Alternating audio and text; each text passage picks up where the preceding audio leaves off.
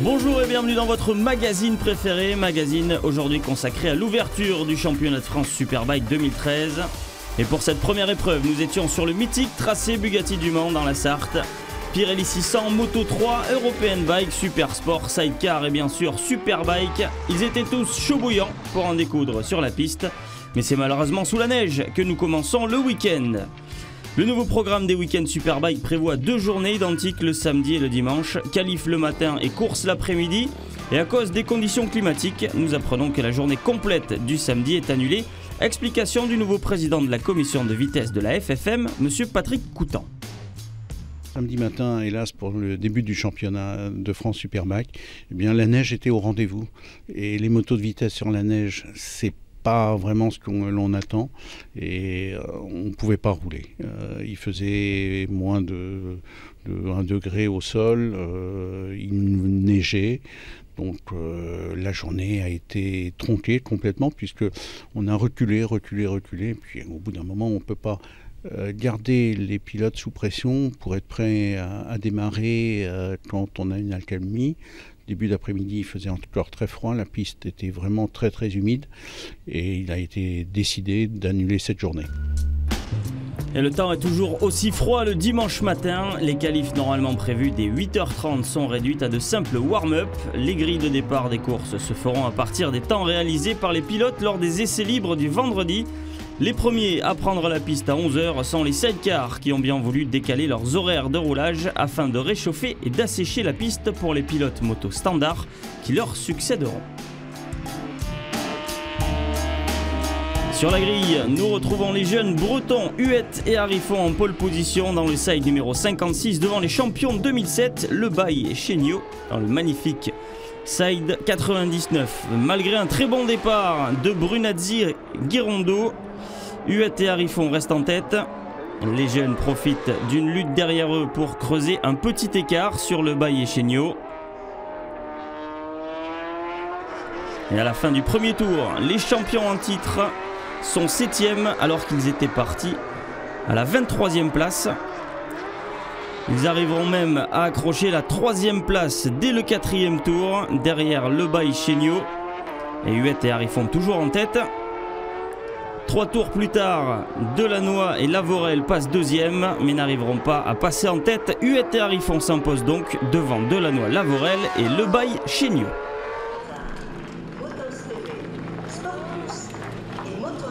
On a fait une super belle course. J'ai vu Seb arriver dans les derniers tours, alors j'ai donné tout ce que j'avais. Et c'était vraiment dur. J'ai fermé toutes les portes pour pas qu'il passe et voilà, première victoire, nickel.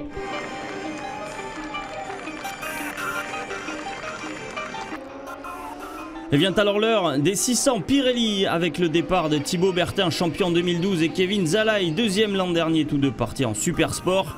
Maxime Cudeville est un des favoris cette année pour le titre, mais il connaît pourtant un début de week-end très difficile, enchaînant chute et peu de roulage. Pas facile pour le pilote de la Yamaha numéro 9 du team CMS.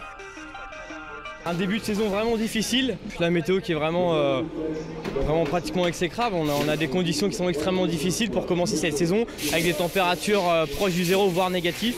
Donc c'est pas facile, les séances sont réduites, décalées, voire annulées. Mentalement c'est pas simple, physiquement il faut être bien chaud pour monter sur la moto. À tout moment la chute elle est vraiment pas très loin, on peut se faire mal, c'est pas simple. Moi depuis le début du week-end je suis déjà à 3 chutes. Avec la pluie hier c'était pratiquement du verglas. Là je viens de retomber sur une plaque d'huile. La malchance vient parmi nous ce week-end, c'est pas simple pour commencer la saison. La pole sera pour Morgan Bercher sur sa Yamaha R6 du team Planète Motor Racing. Le pilote de la Yamaha numéro 63. À ses côtés, il aura un habitué du trophée Pirelli lui aussi, Hugo Clerc. Maxime Cudeville, malgré ses nombreuses chutes, partira 3e. À l'extinction des feux, c'est Clerc qui s'élance le mieux devant Cudeville et Bercher. Pilote qui prend déjà un peu d'avance à l'entrée de la Dunlop. Derrière, les pilotes restent en paquet pour le moment.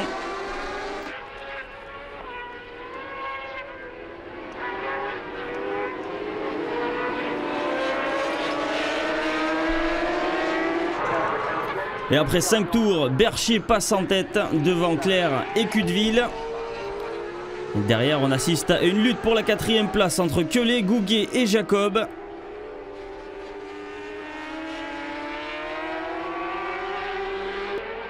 Maxime Cudeville s'empare de la 2e place à la mi-course.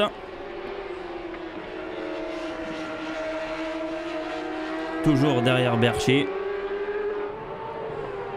Mais il ne la gardera que 2 tours puisqu'il se fera repasser par Hugo Clerc. Bercher en profite pour prendre un peu d'air. Les positions resteront identiques jusqu'à la fin. Bercher s'impose avec 1 seconde 5 d'avance sur Clerc et Cudeville est à 1/10 seulement derrière.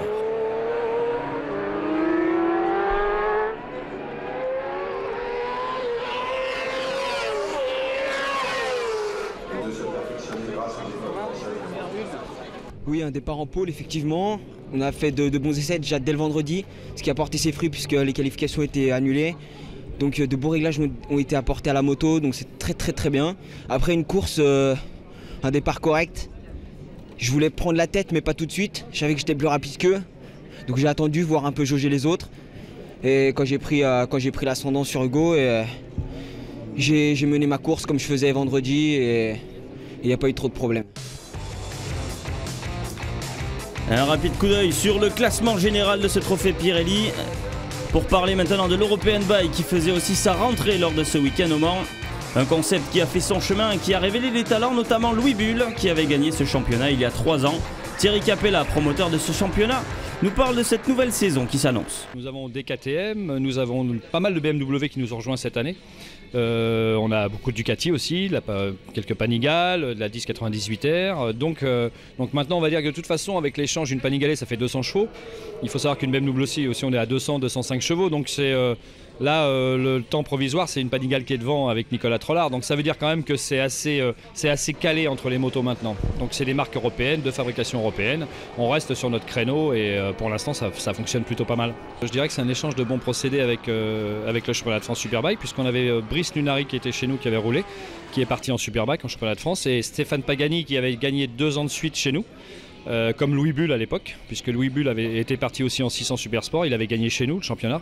Donc voilà, c'est un échange qui est quand même très intéressant au niveau de la fédération, de pouvoir avec eux intervertir des pilotes qui ont un moindre palmarès pour venir se faire les mains chez nous, on va dire, et puis en même temps de renvoyer la marche et de renvoyer des pilotes chez eux. Donc on a 2-3 pilotes tous les ans qui passent en Superbike, donc ça c'est plutôt une bonne chose pour tout le monde.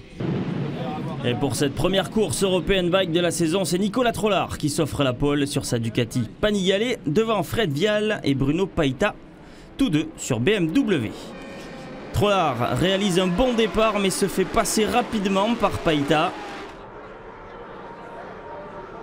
Et le pilote de la BMW numéro 10 qui s'installe en tête dès le premier tour.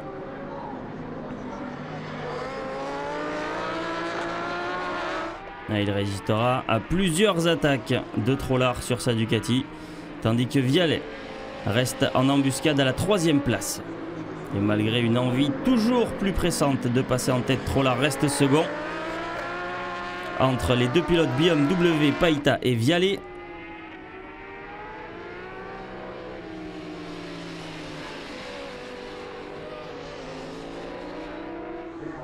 Alors que derrière ça se chamaille entre Idress, Amalric, Emonin et Pavio pour le gain de la 5e place.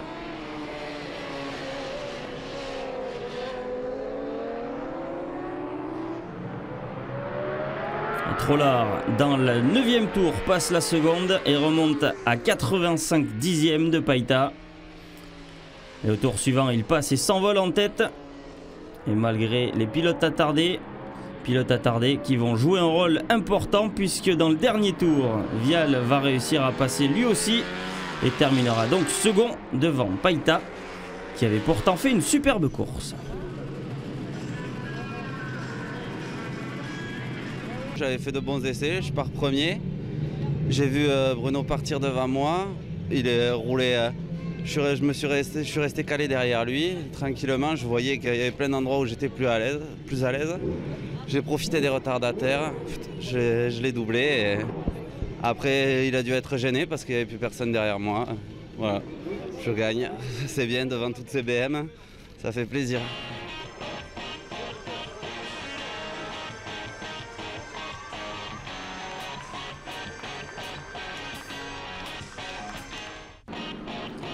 Et le président de la FFM, Jacques Boll, avait bien entendu fait le déplacement pour cette première épreuve de la saison de Superbike 2013. Malgré le froid, le président était ravi de cette première journée de championnat.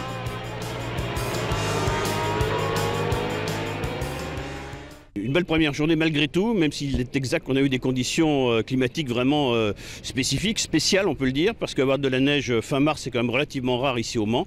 Mais bon, on a réussi malgré tout dimanche à avoir de très très belles courses, c'est un programme quasiment normal. Un beau plateau, une vitrine très importante pour la FFM et le championnat de France Superbike.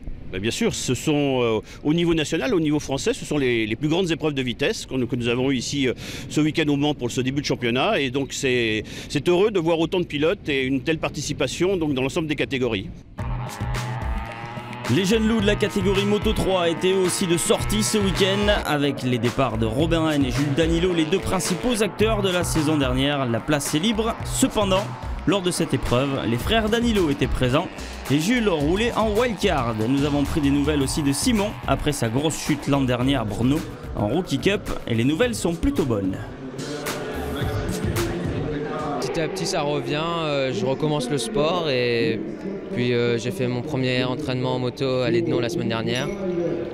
Les sensations sont bonnes, ça va le faire. Je regarde Jules rouler là, ça me donne vraiment envie et j'espère revenir au plus vite. Jules, quant à lui, est parti rouler en Espagne sur le CEV. Après avoir fini deuxième du championnat de France l'an dernier, il garde des objectifs élevés et vient aujourd'hui jouer sa chance pour une wildcard lors du prochain Grand Prix de France Moto 3. L'objectif c'est de faire des bons résultats en CEV, j'ai une très bonne moto donc top 10 pour le moment et puis on verra si on peut rentrer dans le top 5 mais ça doit être faisable. Et puis là ce week-end on se bat pour la wildcard au Mans donc il y aura aussi le Grand Prix de France si toutefois je suis sélectionné. Une nouvelle équipe, une nouvelle moto pour le CEV, il en pense quoi de ce nouveau jouet? C'est vraiment une moto de course, celle-là, elle est vice-championne du monde donc les résultats doivent être mieux.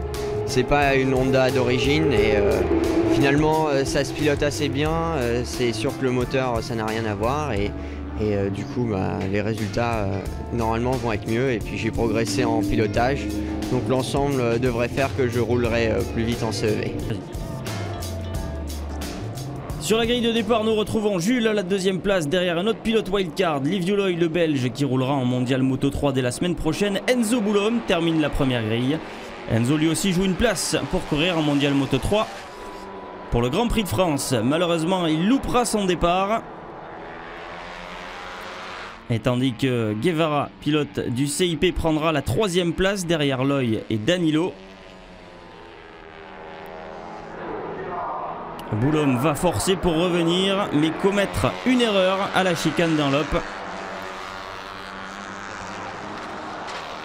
Et il emportera malheureusement avec lui Marc Garcia Ferrandis. Et devant, nous assistons à un mano à mano entre Loy et Danilo à la faveur du pilote belge au guidon de sa Calex du team VDS. À 4 tours de l'arrivée, Danilo trouve une faille et s'empare de la tête. Et le pilote du CIP d'Alain Bronek, Juan-Fran Guevara, assure sa troisième place. Mais dans le dernier tour, Loy porte une dernière attaque et récupère la tête et franchit la ligne avec seulement 2 dixièmes d'avance sur Jules Danilo.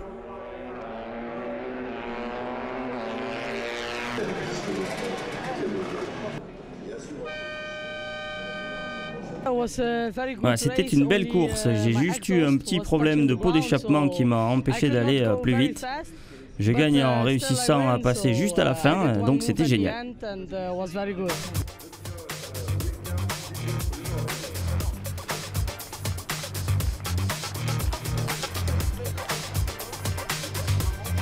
Le Super Sport faisait sa rentrée au Mans et les changements sont nombreux dans cette catégorie. Grégory Leblanc est parti en Superbike, Denis Bois en TT. Il y a aussi l'arrivée de Thibaut Bertin, champion Pirelli 600, un peu perdu, avec pourtant une moto qu'il connaît bien. Ça a été compliqué de reprendre les marques parce que bon, on s'habitue à la moto aussi parce que c'est la même mais bon le moteur n'est pas non plus le même. On s'habitue aux pneus donc les réglages sont complètement différents. Il a fallu tout modifier. J'ai eu que vendredi après-midi donc là le warm-up va me permettre de pouvoir un peu fixer tous mes réglages pour être au top pour cet après-midi quoi. Kevin Zalaï aussi a fait le grand saut du trophée Pirelli au Super Sport et espère jouer quelques places sur le podium durant la saison. Et une nouvelle arrivée dans le paysage du Super Sport, ce n'est pas un pilote mais une marque. MV Agusta espère jouer les troubles faits cette saison en équipant 3 pilotes sur la grille. David Perret, ancien pensionnaire de la Dark Dog Academy, a troqué sa R6 contre cette belle italienne. C'est vraiment différent, ne serait-ce que le châssis est complètement différent. Il y a le moteur qui tourne à l'envers d'une moto standard on va dire et pour moi c'est un plus. Il y a vraiment un gros plus sur cette machine-là et j'ai vraiment hâte de mesurer aux autres en course.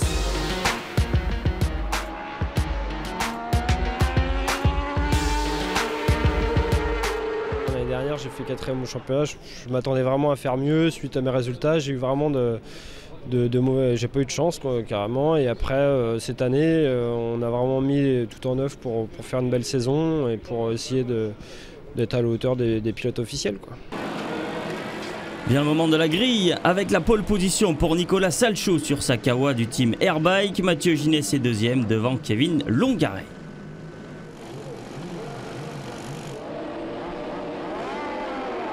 Et très bon départ de Salchaud qui résiste au départ fulgurant de Di Carlo qui pointe à la 3e place à l'entrée de la Dunlop.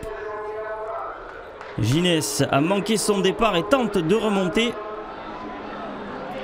Mais chute en emportant avec lui Thibaut Bertin, le pilote de la Yamaha numéro 8. Cela laisse le champ libre à Salchaud qui creuse l'écart sur la MV Agusta de Lucas Mayas.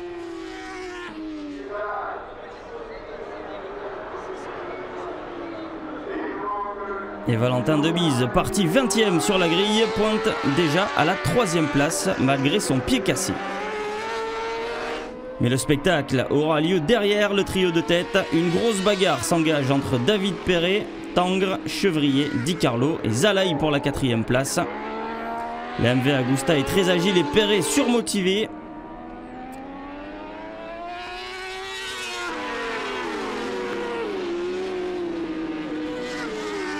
Et malheureusement, il commet une erreur et se retrouvera en 6e place. Perret subtilisera la 4e place juste avant la fin grâce à quelques attardés qui ralentiront un peu le rythme. Au final, c'est donc Salchaud qui s'impose devant Mayas et Debise monte sur la 3e marche du podium. C'est une course idéale, quoi. Voilà, ça s'est très bien passé. Bon, les adversaires aujourd'hui étaient moins là. Donc moi ça m'a permis de mettre des points et c'est ce qui est bien. Et puis voilà, une victoire au Mans, c'est toujours sympa. Donc voilà, très content. Très heureux de cette course.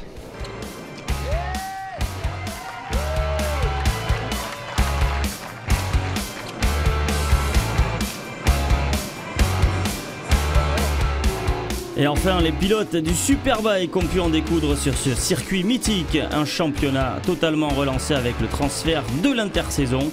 C'est Julien D'Acosta avec la Kawa chaussée de Pirelli qui avait dominé de la tête et des épaules le championnat l'année dernière, qui est parti vers le Junior Team LMS. Il aura comme package une Suzuki Dunlop et sera le coéquipier d'Étienne Masson. Malgré tous ces changements, il est plutôt confiant en ce début de saison. Normalement, sur le papier, la Suzuki est un peu en deçà de la Kawasaki. Forcément, l'année dernière, je les ai vus avec Vincent et Anthony. Mais je reste optimiste et on va voir comment se déroule toute l'année. On fera les comptes à la fin de l'année pour le championnat. Moi, j'essayerai de gagner le plus de courses possible. Et le principal adversaire de Julien D'Acosta sur le papier n'est autre que le champion en titre Super Sport, mais aussi son ancien coéquipier avec qui il a gagné le bol d'or au guidon de la Kawa, Grégory Leblanc. Mon ancien coéquipier étant parti à la concurrence, la moto championne en titre était disponible. Donc avec mon team manager, on a décidé de passer en 1000, ce qui était un choix logique. Donc voilà, je récupère la moto championne, le meilleur team, la meilleure moto. Donc tout est réuni pour faire une belle saison et jouer le titre aussi cette année avec cette ZX d'Isère. Et lui a des objectifs plus modestes. Double champion European Bike, il sera au guidon d'une Ducati Panigale. Stéphane Pagani est surtout là cette année pour apprendre. Pour le début, on vise de rentrer dans les points, déjà dans un premier temps, ça sera pas mal. Et puis d'apprendre, de progresser, d'essayer de gagner encore 1 à 2 secondes au tour pour se rapprocher du top 10, quoi. Et lors des essais, c'était justement Grégory Leblanc qui avait fait le meilleur temps. Il partira donc en pole devant Julien Dacosta sur sa Suzuki. Étienne Masson, son coéquipier, termine cette première ligne. Stéphane Pagani partira 17e avec sa Panigale. Et un très bon départ de Masson qui vire en tête à la chicane Dunlop. Mais Dacosta ne va pas le laisser partir et il repasse en tête autoritairement. Leblanc est 3e.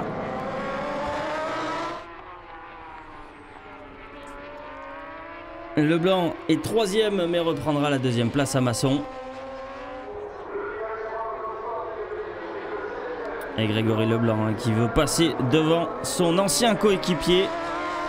Mais derrière, c'est Dietrich qui lui va passer. Encore une Suzuki, c'est celle de Baptiste Guité dans la chapelle. Pagani très mal parti, remontera de la 22e place à la 14e place pour finalement marquer 2 points. Guillaume Dietrich aura le dernier mot sur Axel Morin et Baptiste Guité pour la 4e place. Dacosta s'impose grâce notamment à quelques pilotes attardés qui ont gêné Leblanc. Dans le dernier tour, Leblanc abdiquera et terminera à 6 secondes derrière. Et Masson termine le podium.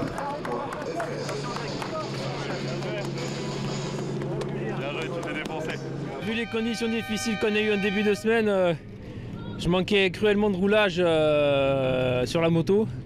On a réussi quand même à faire un petit réglage qui allait bien en dernier recours pour la course. Ça l'a fait, quoi. Je suis vraiment super content.